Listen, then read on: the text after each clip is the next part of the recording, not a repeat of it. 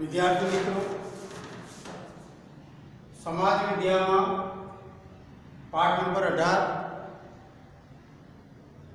पाठનું નામ છે વન્ય જીવન અને આ પાઠનો બીજો તાસ। તો વિદ્યાર્થી મિત્રો, વન્ય જીવન પાઠના બીજા તાસની અંદર આપણે આમ તો આપણી બુકમાં ભારતના અગત્યના રાષ્ટ્રીય ઉદ્યાન અને અભયારણ્ય આપેલા છે।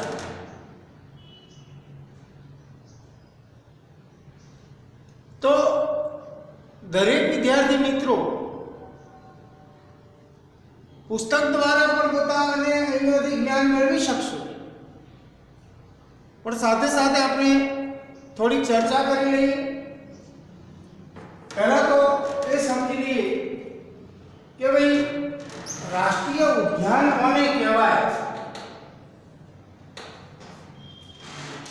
રાષ્ટ્રીય ઉદ્યાન કોને કહેવાય? તો વન્ય પ્રાણીઓને બચાવવા માટે સરકારે કેટલાક વન્યજીવોના વિસ્તારને રાષ્ટ્રીય ઉદ્યાન તરીકે જાહેર કર્યા છે। રાષ્ટ્રીય ઉદ્યાન એટલે શું? જે જંગલમાં હરવા ફરવા માટે પણ પ્રતિબંધ હોય અને શિકાર માટેનો પણ પ્રતિબંધ હોય, તેવા જંગલના વિસ્તારને રાષ્ટ્રીય ઉદ્યાન તરીકે ઓળખવામાં આવે છે। આવું રાષ્ટ્રીય ઉદ્યાન આપણા ગુજરાતમાં છે। ગુજરાતના જૂનાગઢ જિલ્લામાં ગીરનું સિંહો માટેનું એક રાષ્ટ્રીય ઉદ્યાન આવેલું છે। આ સિંહના રાષ્ટ્રીય ઉદ્યાનમાં આપણે ફરવું હોય તો અગાઉથી જ પરમિશન લેવી પડે છે અને પરમિશન લઈને જ અંદર આપણે પ્રવેશ કરી શકીએ છીએ, એ પણ નીતિ નિયમ અનુસાર। તો જે જંગલ વિસ્તારની અંદર મંજૂરી વગર, પરમિશન વગર પ્રવેશવા માટેની મનાઈ પણ હોય અને સાથે સાથે શિકાર કરવાની પણ મનાઈ હોય, તેવા જંગલ વિસ્તારને રાષ્ટ્રીય ઉદ્યાન તરીકે ઓળખવામાં આવે છે। હવે બીજો એક જંગલ વિસ્તાર છે પ્રાણીઓની સુરક્ષા માટે।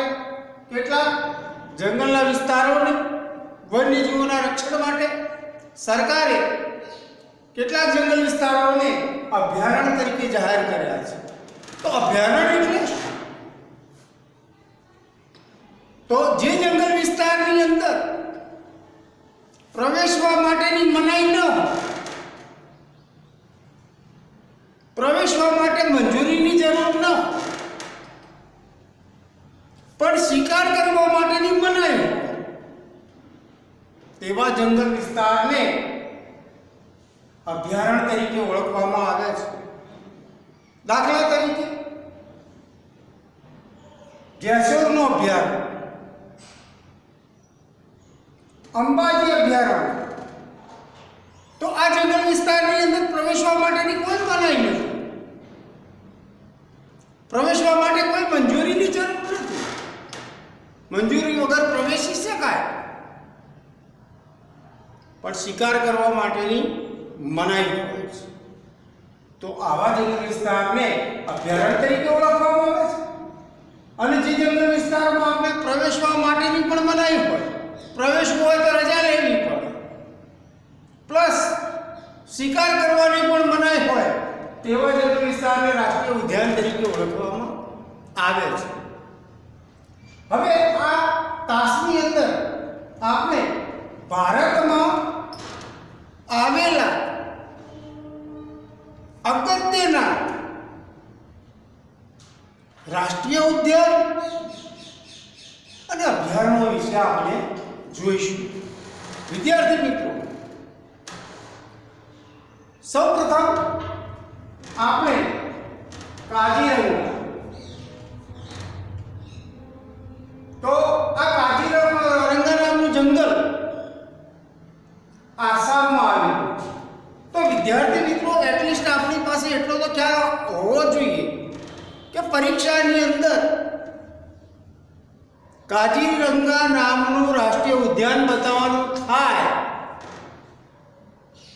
તો આપણને એ જંગલ વિસ્તાર કયા રાજ્યમાં આવેલો છે એનો ખ્યાલ આપણને હોવો જોઈએ. તો કાજીરંગા નામનું રાષ્ટ્રીય ઉદ્યાન ક્યાં છે? આસામમાં છે. તો રાજકીય નકશામાં તમે જુઓ, આસામ અહીંયા છે. આ આસામનો જમીન વિસ્તાર છે અને આસામમાં અહીંયા કાજીરંગા નામનું રાષ્ટ્રીય ઉદ્યાન આવેલું છે. તો વિદ્યાર્થી મિત્રો, પહેલા આસામનો ખ્યાલ મેળવો અને આસામનો ખ્યાલ મેળવી અને આસામની અંદર કઈ જગ્યાએ કાજીરંગા નામનું અભયારણ્ય આવેલું છે એનો તમે વિદ્યાર્થી મિત્રો અભ્યાસ કરી યાદ રાખો. તો પેજ નંબર 139 ઉપર આપણી સમાજ વિદ્યાની જે ચોપડી છે, નોંધપોથી છે, આપણી જે ચોપડી છે, આપણું જે પાઠ્યપુસ્તક છે, એ પાઠ્યપુસ્તકમાં પેજ નંબર 139 પર ભારતનો નકશો આપેલો છે અને એ નકશાની અંદર ભારતના કયા કયા અગત્યના રાષ્ટ્રીય ઉદ્યાનો છે અને કયા કયા અગત્યના અભયારણ્યો છે એ અંદર બતાવી રહ્યા છે. તો વિદ્યાર્થી મિત્રો, આ રાષ્ટ્રીય ઉદ્યાનોમાંથી અને અભયારણ્યોમાંથી 100% પરીક્ષાની અંદર 1 ગુણનું નકશા પૂર્તિમાં પૂછાશે. તો પેજ નંબર 139 પર ભારતનો જે નકશો આપેલો છે એ નકશાની અંદર રાષ્ટ્રીય ઉદ્યાનો અને અભયારણ્યો કઈ કઈ જગ્યાએ આવેલા છે એક્ઝેક્ટ એ તમારા મગજની અંદર ફિટ કરી નાખજો. કારણ કે આમાંથી 1 થી 2 ગુણનું પૂછાશે. વિદ્યાર્થી મિત્રો, આસામના કાજીરંગા નામના જંગલમાં આપણને કયા કયા પ્રાણીઓ જોવા મળે છે? તો આસામમાં થઈને બ્રહ્મપુત્રા નદી પસાર થાય છે અને બ્રહ્મપુત્રા નદી આસપાસના વિસ્તારો દલદલીય હોય છે અને દલદલીય વિસ્તારોની અંદર આપણને ગેંડા, પણ કેવા ગેંડા? એક સિંગી ગેંડા. આવા એક સિંગી ગેંડા ભારત સિવાય કોઈ જગ્યાએ બીજે જોવા મળતા નથી. તો ગેંડા, જંગલી ભેંસ, જંગલી ભેંસ એટલે બાયસન, ભારતીય બાયસન અને હરણ. તો આ 3 પ્રકારના પ્રાણીઓ આપણને આસામના કાજીરંગાની અંદર જોવા મળે છે. હવે બીજું અભયારણ્ય છે થરનું અભયારણ્ય. ભારતીય મહામરુસ્થળ રણ પ્રદેશમાં આવેલું છે. હવે થરનું રણ જે અભયારણ્ય છે એ કયા રાજ્યમાં છે? તો રાજસ્થાન. તો વિદ્યાર્થી મિત્રો, આ રાજસ્થાન છે અને રાજસ્થાનમાં પશ્ચિમ બાજુએ અહીંયા થરનું રણ આવેલું છે. વિદ્યાર્થી મિત્રો ખાસ જોજો. હવે આ થરના રણની અંદર આપણને કયા કયા પ્રાણીઓ જોવા મળે છે? થરના રાજસ્થાનના રણમાં આપણને કયા કયા પ્રાણીઓ જોવા મળે છે? તો રણનું વરુ, રણ બિલાડી અને ગોરાડ નામનું પક્ષી. ભારતનું સૌથી વજનદાર પક્ષી કયું? તો કે ગોરાડ. આ ગોરાડ ક્યાં જોવા મળે છે? તો રાજસ્થાનના થરના રણની અંદર જોવા મળે છે. અને ગોરાડ પક્ષીની સાથે સાથે આપણને રણ બિલાડી પણ જોવા મળે છે અને રણનું વરુ પણ રાજસ્થાનના થરના રણની અંદર જોવા મળે છે. હવે વિદ્યાર્થી મિત્રો, ત્રીજા નંબરનું અભયારણ્ય છે કાન્હા. તો કાન્હા ક્યાં આવેલું છે? તો કાન્હા મધ્યપ્રદેશમાં છે. તો ભારતના નકશામાં મધ્યપ્રદેશ આવેલું છે. આ મધ્યપ્રદેશ જેને આપણે ટૂંકમાં એમપી કહીએ છીએ, અને આ એમપીમાં મધ્યપ્રદેશમાં એક્ઝેક્ટ કાન્હા નામનું જંગલ કઈ જગ્યાએ આવેલું છે એ મેં વાત કરી એ પ્રમાણે 139 પેજ ઉપર ભારતનો જે નકશો આપેલો છે એ નકશામાં કાન્હા કઈ જગ્યાએ આવેલું છે એની ખાસ તમે નોંધ કરજો. અને એવો જ નકશો તમારી નકશા પોથીની અંદર પણ આપેલો છે, કોરો નકશો. તો એ કોરા નકશાની અંદર પાઠ્યપુસ્તકમાંથી જોઈ નકશા પોથીના નકશામાં કાજીરંગાનું સ્થાન બતાવ્યું, થરનું સ્થાન બતાવ્યું, થરના રણનું સ્થાન બતાવ્યું, મધ્યપ્રદેશમાં આવેલા કાન્હા જંગલનું સ્થાન બતાવ્યું. અને યાદ રાખજો, પરીક્ષામાં વિદ્યાર્થી મિત્રો આમાંથી એક ઊંડું પૂછાશે. તો મધ્યપ્રદેશની અંદર આવેલા કાન્હા જંગલની અંદર આપણે કયા કયા પ્રાણીઓ જોવા મળે છે? તો વાઘ, સાબર. તો વાઘની સાથે સાબર આપણને કયા જંગલની અંદર જોવા મળે છે? તો કે ભાઈ મધ્યપ્રદેશની અંદર આવેલા કાન્હા. હવે આપણે આગળ જોઈશું ગીર રાષ્ટ્રીય ઉદ્યાન. ગીર. તો ગીરનું જંગલ ક્યાં છે? તો ભાઈ ગુજરાત. તો ગુજરાત આ રહ્યું. અને ગુજરાતમાં પણ એક્ઝેક્ટ ગીર ક્યાં છે? તો ગુજરાતમાં ગીર એક્ઝેક્ટ જૂનાગઢ જિલ્લામાં ગીરનું રાષ્ટ્રીય ઉદ્યાન આવેલું છે. અને આ ગીરના રાષ્ટ્રીય ઉદ્યાનમાં આપણને કયા કયા પ્રાણીઓ જોવા મળે છે? ગુજરાતના ગીરના જંગલમાં કયા કયા પ્રાણીઓ જોવા મળે છે? તો એશિયાઈ સિંહ, દીપડા અને ચિત્તલ, આ ત્રણ પ્રાણીઓ આપણને ગુજરાતની અંદર આવેલા ગીરના જંગલની અંદર જોવા મળે છે. અને આ એશિયાઈ સિંહ ગુજરાતના ગીરના જંગલ સિવાય દુનિયામાં કોઈ જગ્યાએ જોવા મળશે નહીં. એશિયાઈ સિંહ. અને એશિયાઈ સિંહની સાથે ગીરના જંગલની અંદર દીપડા પણ જોવા મળે છે અને ચિત્તલ પણ જોવા મળે છે. પછી આવે છે વિદ્યાર્થી મિત્રો વેળાવદર કાળિયાર રાષ્ટ્રીય ઉદ્યાન. વેળાવદર કાળિયાર રાષ્ટ્રીય ઉદ્યાન. તો વેળાવદર, તો વિદ્યાર્થી મિત્રો અહીંયા આપણે ગુજરાતના નકશાની અંદર વેરાવળ જોવું પડશે. તો અહીંયા વેરાવળ છે અને આ વેરાવળની અંદર કાળિયાર રાષ્ટ્રીય ઉદ્યાન આવેલું છે, જે સ્પેશિયલ કાળિયારના રક્ષણ માટે જાહેર કરવામાં આવ્યું છે. અને આવું કાળિયાર નામનું પ્રાણી, કાળિયાર નામનું હરણ વેળાવદરના જંગલ સિવાય મોટા ભાગે ભારતના કોઈ પણ જંગલની અંદર જોવા મળતું નથી. તો અહીંયા વેળાવદરની અંદર આવેલું કાળિયાર રાષ્ટ્રીય ઉદ્યાન ક્યાં આવેલું છે? ગુજરાત. બરાબર. હવે આ ગુજરાતની અંદર આવેલા વેળાવદર કાળિયાર રાષ્ટ્રીય ઉદ્યાનની અંદર આપણને કયા કયા પ્રાણીઓ જોવા મળે છે? તો કાળિયાર. ખાસ કાળિયાર માટેનું જ આ જંગલ છે અને કાળિયાર રક્ષણ માટે સરકારે એને રાષ્ટ્રીય ઉદ્યાન તરીકે જાહેર કર્યું છે. અહીંયા કાળિયારની સાથે વરુ પણ જોવા મળે છે, ખડમોર પણ જોવા મળે છે અને સૌથી વધારે વજન ધરાવતું ભારતનું ઘોરાડ પક્ષી પણ આપણને વેળાવદરના કાળિયાર રાષ્ટ્રીય ઉદ્યાનની અંદર જોવા મળે છે. પછી આવે છે કેવલાદેવ. આ સ્પેશિયલ પક્ષીઓ માટેનું અભયારણ્ય છે કેવલાદેવ. તો યાદ રાખજો વિદ્યાર્થી મિત્રો, તો આ કેવલાદેવ નામનું પક્ષીઓનું અભયારણ્ય કયા રાજ્યમાં આવેલું છે? રાજસ્થાન. તો રાજસ્થાનમાં પક્ષીઓનું અભયારણ્ય છે. એ અભયારણ્ય કેવલાદેવ તરીકે ઓળખવામાં આવે છે. અને કેવલાદેવની અંદર કયા કયા પક્ષીઓ જોવા મળે છે? તો કે ભાઈ પરદેશથી આવતા પક્ષીઓ પણ જોવા મળે છે અને ભારતના સ્થાનિક પક્ષીઓ પણ રાજસ્થાનના કેવલાદેવ અભયારણ્યની અંદર આપણને જોવા મળે છે. આ રાજસ્થાન છે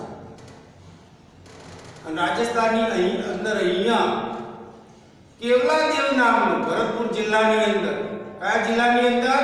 રાજસ્થાનના ભરતપુર જિલ્લાની અંદર, રાજસ્થાનના ભરતપુર જિલ્લાની અંદર કેવલાદેવ નામનું અભયારણ્ય આવેલું છે અને આ કેવલાદેવ નામના અભયારણ્યની અંદર આપણને પરદેશથી આવતા અને ભારતના સ્થાનિક જે પ્રોપર અહીંના પક્ષીઓ છે એ પક્ષીઓ આપણને રાજસ્થાનના કેવલાદેવ અભયારણ્યની અંદર જોવા મળે છે. તો રાજસ્થાનના ભરતપુર જિલ્લામાં અહીંયા કેવલાદેવ નામનું પક્ષીઓનું અભયારણ્ય આવેલું છે. તો આપણને સ્થાનિક પક્ષીઓની સાથે સાથે પરદેશી યાયાવર પક્ષીઓ પણ જોવા મળે છે. હવે આવે છે બાંદીપુર. તો બાંદીપુર ક્યાં છે? કર્ણાટક.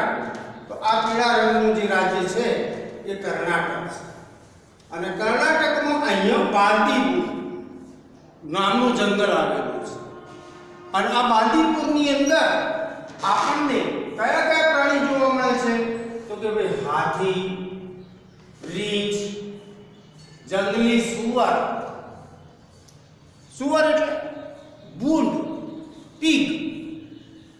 તો હાથી, રીંછ, સુવર અને જંગલી બિલાડા આપણને કર્ણાટકના બાંદીપુર જંગલની અંદર જોવા મળે છે. તો કર્ણાટકના બાંદીપુર જંગલની અંદર આપણને હાથી, રીંછ, સુવર અને જંગલી બિલાડા જોવા મળે. તો આ કર્ણાટક અને અહીંયા બાંદીપુર અને બાંદીપુરની અંદર આપણને શું શું જોવા મળે છે? હાથી જોવા મળે છે, સુવર જોવા મળે છે, રીંછ જોવા મળે છે અને જંગલી બિલાડા પણ અહીંયા જોવા મળે છે. હવે વિદ્યાર્થી મિત્રો આવે છે દચી ગામ. દચી ગામ નામનું જંગલ ક્યાં આવેલું છે? જમ્મુ કાશ્મીર. તો અહીંયા જમ્મુ કાશ્મીર છે. તો વિદ્યાર્થી મિત્રો જુઓ, આ જમ્મુ કાશ્મીર ભારતનું માથું. તો આ જમ્મુ કાશ્મીર છે અને આ જમ્મુ કાશ્મીરની અંદર અહીંયા દચી ગામ છે અને દચી ગામ કેન્દ્ર શાસિત પ્રદેશ છે અને આ દચી ગામ કેન્દ્ર શાસિત પ્રદેશની અંદર આપણને બે પ્રકારના હરણ જોવા મળે છે. એક તો હામુર, કાશ્મીરનું એટલે કે ભારતનું સૌથી નાનામાં નાનું હરણ કયું? તો ભારતનું સૌથી નાનામાં નાનું હરણ છે હામુર. તો આ સૌથી નાનું હરણ હામુર આપણને જમ્મુ કાશ્મીરના દચી ગામ જંગલની અંદર જોવા મળે છે. તો આ જમ્મુ કાશ્મીર અને જમ્મુ કાશ્મીરની અંદર અહીંયા દચી ગામ હતા અને દચી ગામની અંદર આપણને કયા બે પ્રાણીઓ જોવા મળે છે? તો કે હામુર, ભારતનું સૌથી નાનું હરણ એટલે હામુર. હામુર કહેશો તો પણ ચાલશે ને હામુર કહેશો તો પણ ચાલશે. અને સાથે સાથે બીજું કયું હરણ? તો કે કસ્તુરી મૃગ. તો કસ્તુરી મૃગની ઢૂંઢીમાં કસ્તુરી હોય છે જે અત્યંત સુગંધીદાર હોય છે અને એ સુગંધીદાર કસ્તુરી મેળવવા માટે કસ્તુરી મૃગને મારી નાખવામાં આવે છે. તો આ કસ્તુરી મૃગના રક્ષણ માટે અને હામુર નામના સૌથી નાના હરણને બચાવવા માટે ભારત સરકારે જમ્મુ કાશ્મીરની અંદર આવેલા દચી ગામને અભયારણ્ય તરીકે જાહેર કર્યું છે. હવે આવે છે છેલ્લું કોર્બેટ. કોર્બેટ ભારતના કયા રાજ્યમાં આવેલું છે? તો કે ભાઈ કોર્બેટ ભારતના ઉત્તરાખંડ રાજ્યમાં. તો તમે વિદ્યાર્થી મિત્રો જુઓ, આ ઉત્તર પ્રદેશ છે અને ઉત્તર પ્રદેશનો ઉપરનો ભાગ છે આ ભાગને ભારત સરકારે ઉત્તર પ્રદેશના બે ભાગ પાડી, એક આ અને એક આ. તો ઉત્તર પ્રદેશમાંથી જે રાજ્યને છૂટું પડવામાં આવે છે એ રાજ્યને ઉત્તરાંચલ તરીકે ઓળખવામાં આવે છે અને આ ઉત્તરાંચલની અંદર અહીંયા કોર્બેટ નામનું જંગલ આવેલું છે. કોર્બેટ અને આ કોર્બેટ જંગલની અંદર આપણને કયા કયા પ્રાણીઓ જોવા મળે છે? તો વાઘ, હાથી, દીપડા, હરણ. તો ઉત્તરાંચલની અંદર આવેલા કોર્બેટ જંગલની અંદર આપણને વાઘ, હાથી, દીપડા અને હરણ જેવા પ્રાણીઓ જોવા મળે છે. તો વિદ્યાર્થી મિત્રો, આ ભારતના અગત્યના રાષ્ટ્રીય ઉદ્યાનો અને અભયારણ્યો છે.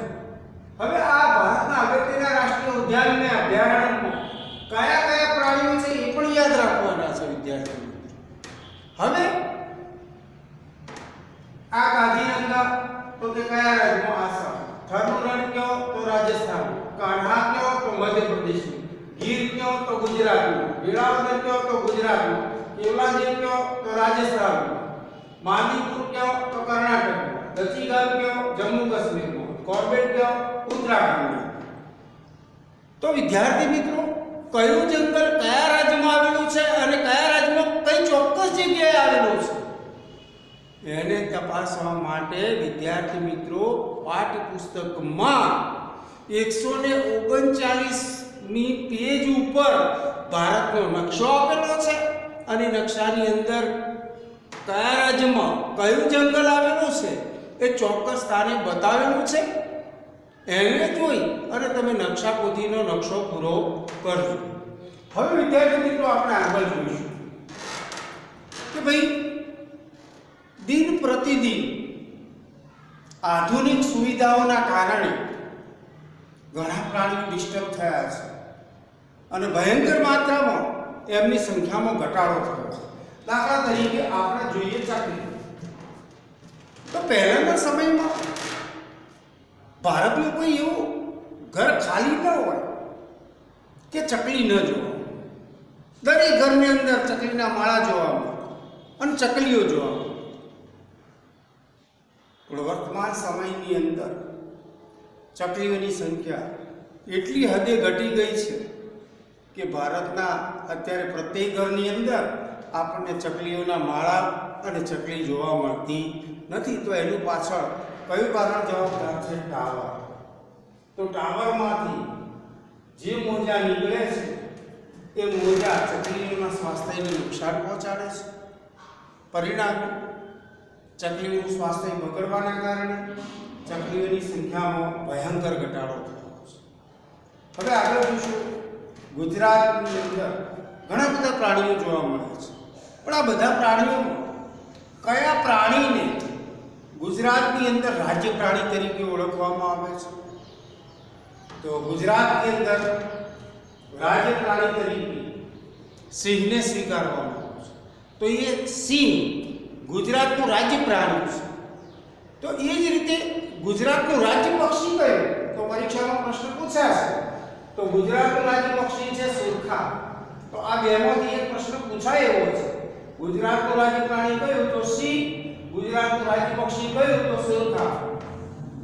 હવે ગુજરાતની અંદર એવા તે કયા પ્રાણીઓ છે કે જે પ્રાણીઓ ભારતના અને એશિયાના મોટા ભાગના જંગલોમાં જોવા મળતા નથી? તો એશિયાઈ સિંહ, ઘોડખર, પાટી ગરુડ આખા ભારતમાં માત્ર ગુજરાતની અંદર જ જોવા મળે છે. કયા ત્રણ પ્રાણીઓ? એશિયાઈ સિંહ ગુજરાત સિવાય કોઈ જગ્યાએ નહીં. ઘોડખર ગુજરાતના કચ્છના રણની અંદર સિવાય બીજી કોઈ જગ્યાએ નથી. આખા એશિયા ફરશો તો એશિયાઈ સિંહ પણ તમને નહીં જોવા મળે, ઘોડખર પણ નહીં જોવા મળે અને પટ્ટી ગરોળી પણ જોવા મળશે નહીં. તો ગુજરાતના અગત્યના પ્રાણીઓ કયા છે? એશિયાઈ સિંહ, ઘોડખર અને પટ્ટી ગરોળી. હવે ગુજરાતના જંગલોમાં પહેલાના સમયમાં એવા કે કયા પ્રાણીઓ હતા કે એ પ્રાણીઓ હાલ આપણને વર્તમાન સમયની અંદર જોવા મળતા નથી? ગુજરાતના જંગલોમાં વર્તમાન સમયમાં કયા પ્રાણીઓ લુપ્ત થઈ ગયા છે કે જે ગુજરાતના જંગલોમાં જોવા મળતા નથી?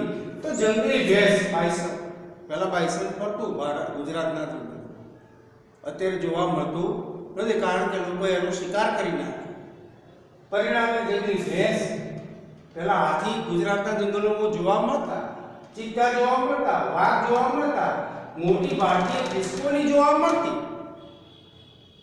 પણ આ બધા જ અત્યારે લુપ્ત થઈ ગયા છે.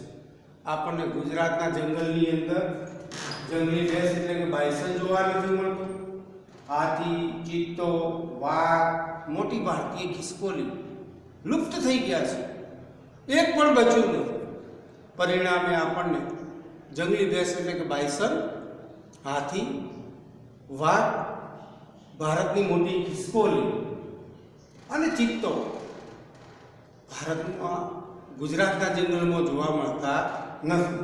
હવે વિદ્યાર્થી મિત્રો, ગુજરાતનું સૌથી મોટું અભયારણ્ય કયું?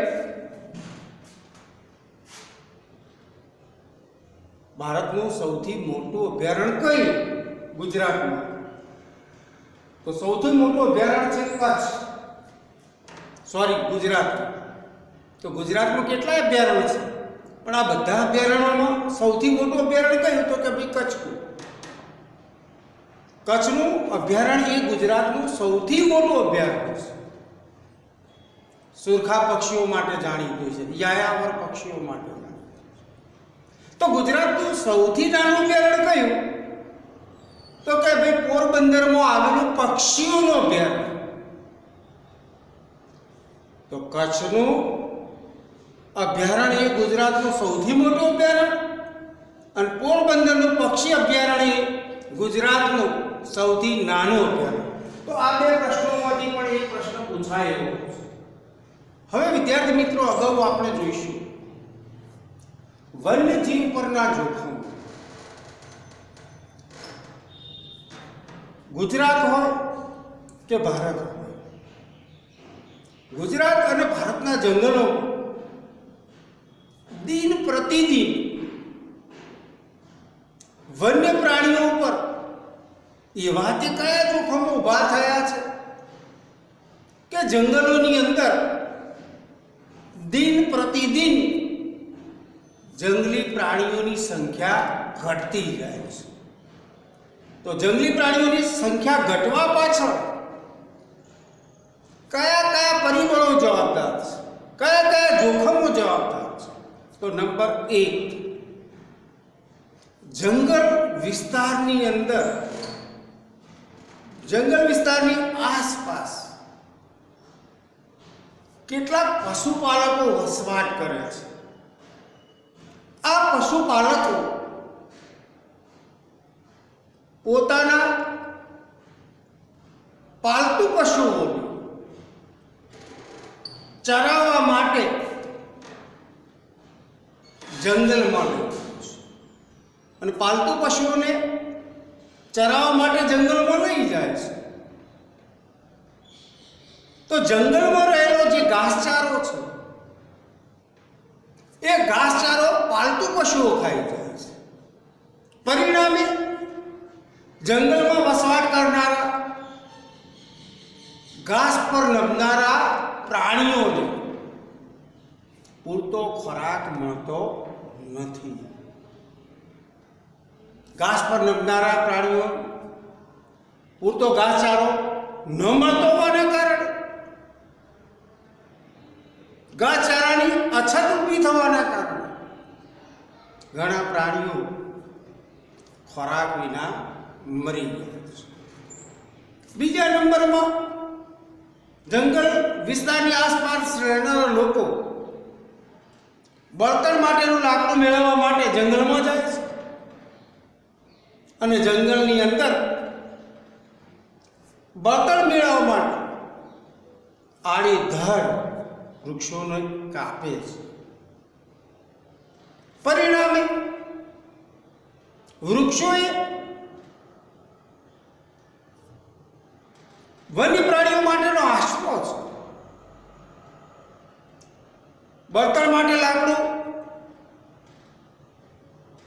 મેળવવા માટે વૃક્ષોને કાપવામાં આવે તો જંગલ વિસ્તારનું પ્રમાણ ઘટી જાય અને પશુઓને જે વૃક્ષો આશરો પૂરો પાડે છે એ આશરો પશુઓ પાસેથી છીનવાઈ જાય છે. ત્રીજા નંબરમાં, ઘણા લોકો ઇમારતી લાકડું મેળવવા માટે જંગલમાં રહેલા કિંમતી વૃક્ષોનો પણ નાશ કરે છે. પરિણામે પણ પશુઓનો આશરો છીનવાઈ જાય છે. જંગલ એ પશુઓનું રહેઠાણ છે, તો ઇમારતી લાકડું મેળવવાના લોભમાં જંગલોનો નાશ કરવામાં આવે છે, જંગલોનું પ્રમાણ ઘટે છે અને જંગલી પ્રાણીઓને રહેવા માટેનું ઘર મળતું નથી. આગળ વધીએ તો આ જંગલી પ્રાણીઓ ખોરાકની અછત ઊભી થાય છે ત્યારે ખોરાક મેળવવા માટે જંગલ વિસ્તારની આસપાસ જે માનવ વસ્તીના રહેણાંક વાળો વિસ્તાર છે એ રહેણાંક વાળા વિસ્તારની અંદર ઘસી જાય છે અને ઘણી વખત આ જંગલી પ્રાણીઓ ખેતરો પર હુમલા કરી અને ખેતરોમાં ઊભા પાકને નુકસાન પહોંચાડે છે. ત્યારે માનવી અને પ્રાણીઓ વચ્ચે, જંગલ વિસ્તારની આસપાસ રહેનારા માનવીઓ અને જંગલી પ્રાણીઓ વચ્ચે ઘણી વખત સંઘર્ષ થાય છે. અને એ સંઘર્ષમાં ઘણી વખત માનવીઓ જંગલી પ્રાણીઓને બંદૂકની ગોળી દ્વારા મારી નાખે છે, તો ઝેર આપીને મારી નાખે. પરિણામે વન્ય પ્રાણીઓની સંખ્યા ઘટે છે. વિદ્યાર્થી મિત્રો, આગળ જોઈએ તો વન્ય પ્રાણીઓ ઘટવા પાછળ કયું પરિબળ જવાબદાર છે? તો જંગલી પ્રાણીઓ ચામડું, માંસ, હાડકાં, નખ અને કિંમતી વાળ મેળવવા માટે લોકો જંગલમાં જાય છે અને જંગલની અંદર જઈ માંસ, ચામડું, હાડકાં, નખ અને વાળ મેળવવા માટે જંગલી પ્રાણીઓનો શિકાર કરીને જંગલી પ્રાણીઓને મારી નાખે છે અને એનો બજારની અંદર વેપાર કરે છે. પરિણામે પણ વન્ય પ્રાણીઓની સંખ્યા ઘટે છે. આ પછી દિન પ્રતિદિન ઉદ્યોગોનું પ્રમાણ વધતું જાય છે. તો સરકાર માનવ વસવાટથી દૂર જંગલ વિસ્તારમાં ઉદ્યોગો સ્થાપવાની છૂટ આપે છે. દાખલા તરીકે કોરી ઉદ્યોગ. તો મોટા ભાગે તમે જોજો કોરી ઉદ્યોગ જંગલમાં જ હશે. આ સિવાય પણ જંગલ વિસ્તારની અંદર કારખાના નાખવામાં આવે છે, મિલો નાખવામાં આવે છે, ફેક્ટરીઓ નાખવામાં આવે છે. તો એના કારણે એક તો અવાજનું પ્રદૂષણ થાય છે, વાયુનું પ્રદૂષણ થાય છે, પાણીનું પ્રદૂષણ થાય છે, જમીનનું પ્રદૂષણ થાય છે અને ઉદ્યોગો સ્થાપવાના કારણે જંગલોનો નાશ થાય છે. પશુઓ પાસેથી પોતાનું રહેઠાણ ઉદ્યોગોના કારણે છીનવાઈ જાય છે અને ઉદ્યોગો દ્વારા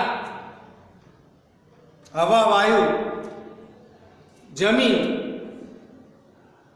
પાણી, અવાજ, આ પ્રદૂષણના કારણે, અવાજના પ્રદૂષણના કારણે, વાયુ પ્રદૂષણના કારણે, જમીનના પ્રદૂષણના કારણે, પાણીના પ્રદૂષણના કારણે જંગલીઓ પ્રાણીઓના સ્વાસ્થ્યને પણ નુકસાન થાય છે.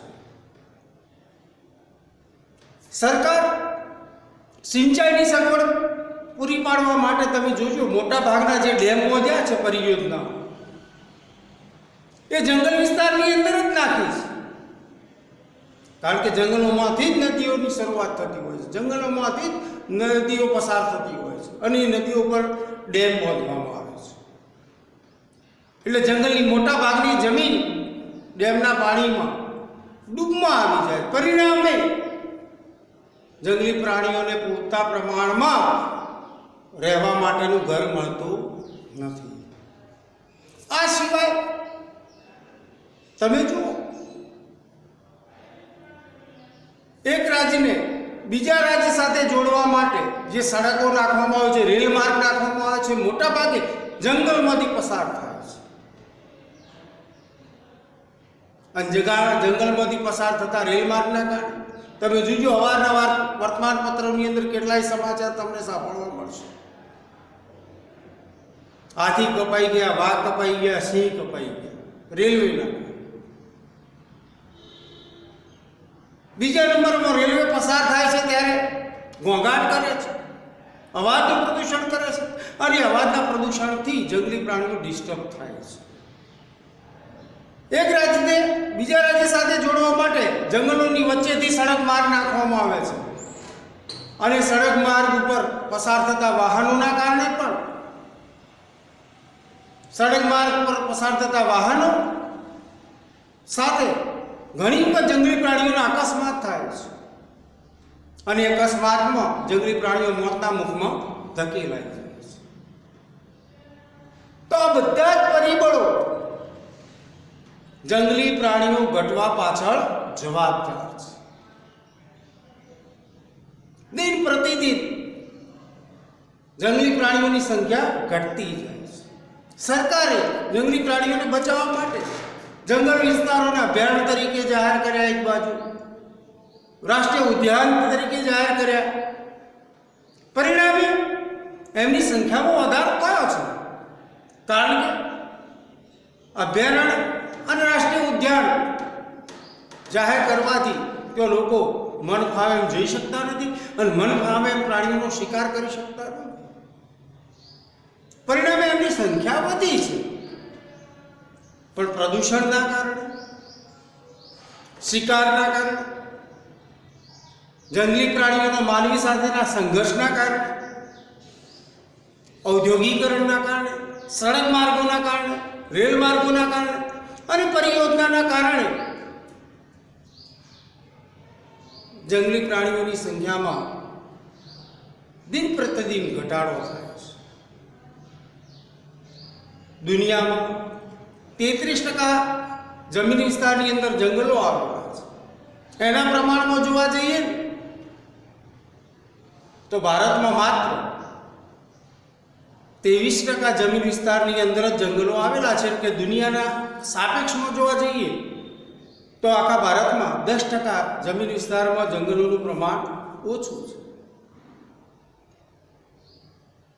તો એ જ રીતે ગુજરાતની અંદર જોવા જઈએ તો દુનિયાની અંદર 33% જમીન વિસ્તારમાં જંગલો છે, ભારતમાં 23% જમીન વિસ્તારની અંદર જંગલો છે, અને ગુજરાતમાં તો જંગલોની હાલત દયનીય છે. ગુજરાતના કુલ જમીન વિસ્તારમાંથી 10% જમીન વિસ્તારની અંદર જ જંગલો આવેલા છે. તો એના ઉપરથી ખ્યાલ મેળવી શકાય છે કે ગુજરાતમાં જંગલોની હાલત કેવી છે. વિદ્યાર્થી મિત્રો, બોર્ડની અંદર જે અગત્યની માહિતી આપી છે ઉતાર દેજો, અને આ નકશાનો ખાસ ઉપયોગ કરજો. પેજ નંબર 139 પર પાઠ્યપુસ્તકમાં જે નકશો આપેલો છે એ નકશાની અંદર ભારતના અગત્યના રાષ્ટ્રીય ઉદ્યાનો અને ભારતના અગત્યના અભયારણ્યો આપેલા છે. એ કયા રાજ્યમાં છે અને કયા રાજ્યમાં એક્ઝેક્ટ ચોક્કસ કઈ જગ્યાએ રાષ્ટ્રીય ઉદ્યાન ને કયું અભયારણ્ય આવેલું છે એ બતાવેલું છે. તો એ વિદ્યાર્થી મિત્રો એનો ખાસ અભ્યાસ કરજો, અને 139 પેજના નકશાનો ઉપયોગ તમે નકશાકૃતિની અંદર જે કોરો નકશો આપેલો છે એ કોરો નકશો ભરવા માટે ખાસ આ નકશાનો ઉપયોગ કરજો. અસ્તુ વિદ્યાર્થી મિત્રો, ધન્યવાદ.